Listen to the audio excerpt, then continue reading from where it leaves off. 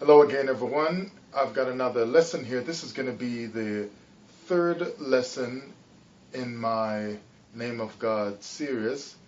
And I was just driving home and this came to me, so I just came home and started the recording. It's February 21st, 2019.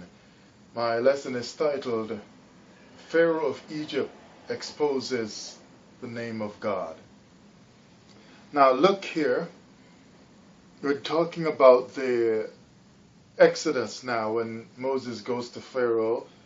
The Most High sent him to Pharaoh, and Pharaoh says he doesn't know the Lord. Basically, he doesn't know Yahweh. I've talked about that before, and I said, how could he not know Yahweh? That's really strange. He's like, they're like a super empire, right? And he doesn't know Yahweh, the God of the slaves that are right under their thumb, being pressed down, and you don't know something so core about these people. You see, today, some places, yeah, you can tell people by their gods, but more and more, excuse me, people don't always identify by their God today. But back then, you would know people by their land that they live in, the kind of culture that they have, and the God or their religious or spiritual beliefs. Whereas now today, a lot of times, people might more just, for instance here, just say we're American or something like that, or Canadian or something like that, something more generic, you know. Put everybody in a seething pot and you call them by one name. And they lose their identity or attachment to whatever land they really came from. But look here now at Genesis chapter 7 and verse 13. Now we know in chapter 6 of Genesis there was the flood of Noah. But Genesis chapter 7:13 says, in the selfsame day entered Noah and Shem, and Ham and Japheth, the sons of Noah and Noah's wife, and the three wives of his sons with them into the ark. Now, we know Shem, Ham, and Japheth, children of Noah, and so they were saved in the ark, right? Look here now at Exodus chapter 5, verse 1 and 2. And afterward Moses and Aaron excuse me, went in and told Pharaoh, thus saith the Lord God of Israel, let my people go, that they may hold a feast unto me in the wilderness. So Yahweh is telling them that now, right? The one you call the Most High, or Jehovah, or Yahuwah, or Yah. Verse 2, and Pharaoh said, who is the Lord, that I should obey him? Obey his voice to let Israel go. I know not the Lord, neither will let Israel go. And then it goes on verse 3, and they said, the God of the Hebrews has met, as if Pharaoh doesn't really know the Hebrews. But Shem, Ham, and Japheth, and they said the Hebrews came out of Shem. The Israelites came out of Shem, but they were all brothers in the same house. And we say the Hamites who were saved under Ham, through Ham, that was saved on the ship, on the boat. Ham was on the boat, and we say the Egyptians are Hamites. How can Pharaoh say, I know not the Lord, and even asking the question, who is the Lord? Now I know the smart one is going to say, well, he's just saying he doesn't know him because he doesn't serve him. You know, he's not intimate with him because he have the Hebrew word there, yada, I do not know. Right? The same kind of yada with Adam and Eve, you know. And so they talk about this intimacy. But you got to keep in mind that it's also letting you understand that he doesn't have any knowledge of him. I'll show you why I say that. Now, if we go here now, in verse 2, when he says, I do not know the Lord, or he says, I know not the Lord, yada, it says to know, to learn to know, rather, to perceive and see. and find out and discern, to discriminate, distinguish, to know by experience, to recognize. You're telling me the Pharaoh, even if he was not a son of Noah, a descendant of the sons of Noah, Ham, he would not be able to perceive this people who are worshiping their God and know that these are the Hebrews and that their God is a different kind of God than the other gods of the earth. Look at the pyramids they built, and today people are still trying to figure out how they built the pyramids. And all the stuff in astronomy that they know about, them measuring the stars, lining up the stars with this and that structure on the earth, and all kinds of electricity and stuff that they were doing or whatever. But he cannot perceive that this is the people of Abraham, who eventually came out of Noah, his own father, a Hamite king. Him being a Hamite king, or the Pharaoh. But he cannot perceive that. You're telling me, through all these patriarchs, a Hamite king is sitting on the throne of Egypt, in a superpower Egypt, and has no knowledge in all the empire of Egypt and all the other empires that were around, to know and to connect the information about these people, that these are the Hebrew people that came out of Abraham and going back to Noah and going back to Enoch and all them, that link back all the way back, that he has no way to perceive it like the text is saying here that the word means.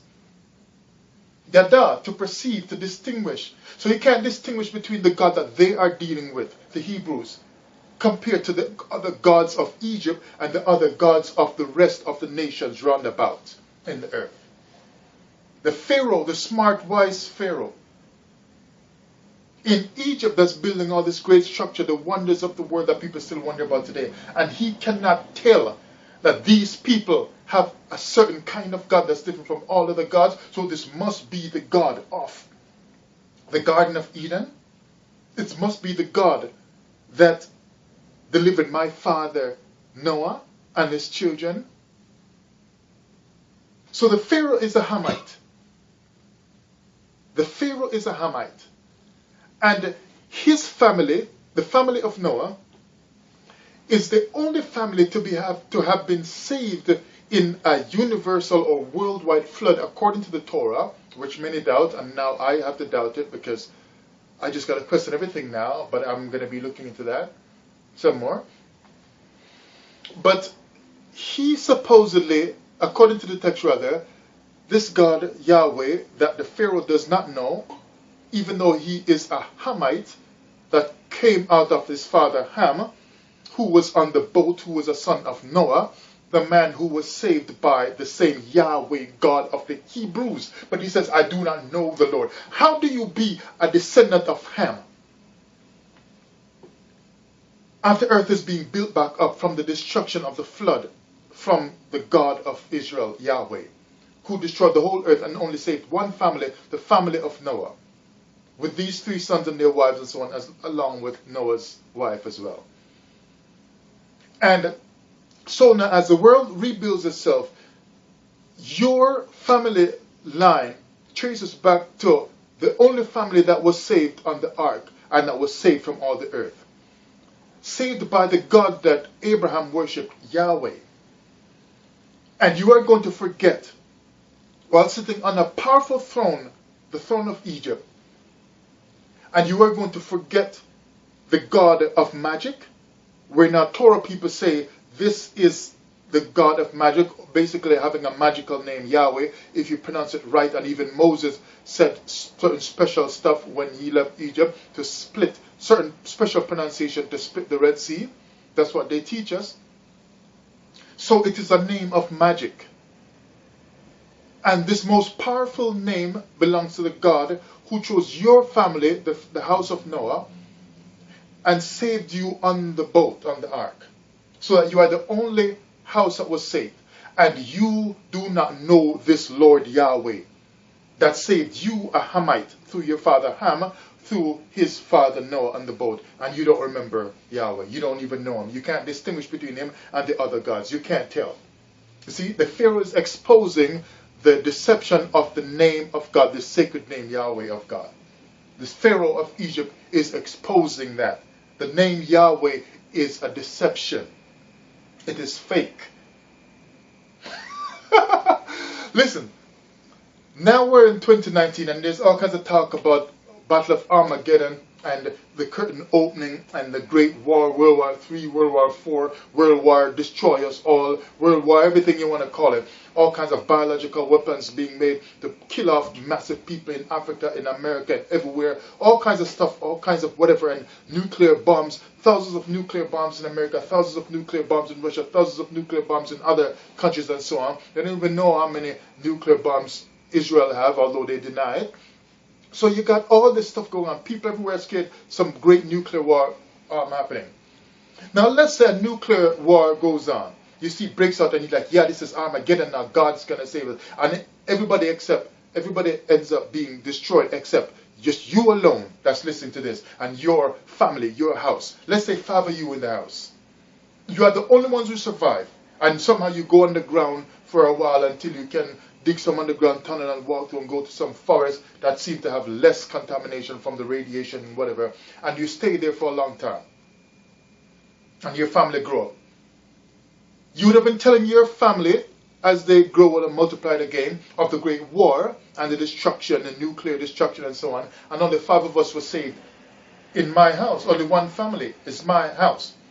Are you going to forget the name America? Are you going to forget the word nuclear and the term nuclear bomb? Are you going to forget the weather modification? Are you going to forget what it was like in quote-unquote Babylon 2.0? Are you going to forget all of that stuff? Are you going to forget that you are Hebrew Israelite? Are you going to forget the troubles you went through in America, the slavery, the bondage, 400 years and all that? Are you going to forget any of that stuff? But Ham was saved with his father Noah and their family, the 8 of them on the boat. These are the descendants of Ham. They have gone through the documentation and preservation of all kinds of information till they even burned thousands of books from library in Alexandria and so on that, man, we wish we could get today. People agonize over that, quarrel and argue over it and so on. Now people are saying they stole the Torah from Egypt, Book of the Dead, coming up by day and night and so on. We're saying they stole it. Why? Because they were writing down things and preserving things. And they're telling me the Hamite kings would not preserve that we are the original kings of earth that got set up by Yahweh allowing us to be the only family to be saved on earth. We are the Hamite kings that were set up great and powerful because of the blessing of our household through our father Noah. We got saved on the boat. So they got saved by Noah's God, Yahweh, because all these people worship Yahweh because they tell us Yahweh was in the Garden of Eden and Yahweh made man and all that kind of stuff. But the king says, I do not know the Lord. I cannot even distinguish between Yahweh, between your God and the others. I can't tell that there is a difference. As a matter of fact, I can't tell so much that I can't even tell who he is. Who is this God? I know not Yahweh. I know not the Lord. See, the Pharaoh is exposing that the name is a trick because the Pharaoh would have known in his family line as a Hamite king that the Hamites came off the boat through their father Ham, through Noah, the servant of Yahweh, who destroyed the whole world in the flood and left his name and legacy of miracle and salvation on that boat. They would have known that Yahweh is our God who spared us to be the only family to live on earth. And when we came off the boat, he made a contract, a covenant with us. Read Genesis 9 verse 3 and on. I won't bother get to it now. But basically he made a covenant right there with them coming off the boat. Yahweh did that. And the Egyptians document everything else so that they can remember everything else. They even documented all kinds of stuff in hieroglyphics and all. But they don't bother to try to remember the name Yahweh. So the Pharaoh says, I know not the Lord. Who is? And that's exactly what you need to be asking. What have I been believing all this time in this Hebrew Israelite teaching? Who really is this Yahweh I'm taught to believe as a Hebrew Israelite? The Pharaoh of Egypt exposes the name as a trick because every king would have known in Egypt. Every Pharaoh would have known the name Yahweh, but the Pharaoh says, I do not know the Lord. Finally, how would he say, I do not know the Lord? I cannot even distinguish between or discriminate. I can't tell anything about this God. Who is he? So that Moses had to be responding, the God of the Hebrews said, let my people go, as if he doesn't know that we are brothers. The God of the Hebrews. It sounds like he's introducing a new kind of people. The God of the Hebrews says. Because he said, I do not know the Lord. Who is he? So he says, well, the God of the Hebrews said, as if the Pharaoh wouldn't have known the Hebrews. He's got them enslaved, and the Hebrews are their brothers. Shem and Ham. Brothers, right? So he's introducing it to him formally like the God of the Hebrews. Since you don't know, I'll tell you, the God of the Hebrews. So see now, for him to have said, I don't know this God, would have been impossible because Shem and Ham are brothers. How can you not know your brother's God when as brothers you were serving and learning about the Torah of that same Lord God Yahweh on the boat from your father Noah? And before you even got on the boat, Noah would have been teaching you both, well Japheth as well, the three of you would have been teaching you about Yahweh. And Noah would have been telling them about the ones before them, Enoch and whatever. And Noah would have been telling all that stuff. But why does the Pharaoh not know? Because the Torah is all a deception. And the Pharaoh exposes the name trick, the name deception. I'll see you in the next video.